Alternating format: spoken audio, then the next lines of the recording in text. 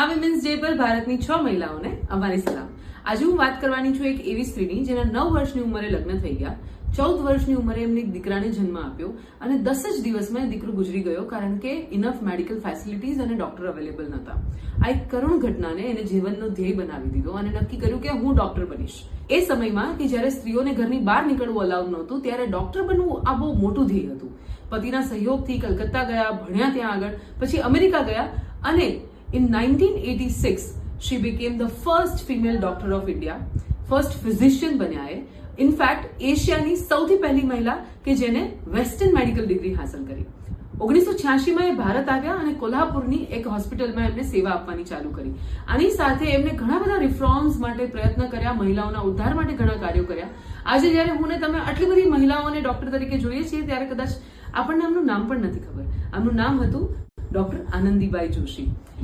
તમે પણ તમારા બાળકો સાથે આમના વિશે જરૂરથી વાત કરો, આ રીલને સેવ કરો, તમારા ફ્રેન્ડ્સ એન્ડ ફેમિલી સાથે શેર કરો. આગળના કેટલાક દિવસોમાં હું આવી કેટલીક મહિલાઓ વિશે વાત કરવાની છું, તો અમને જલ્દીથી ફોલો કરો.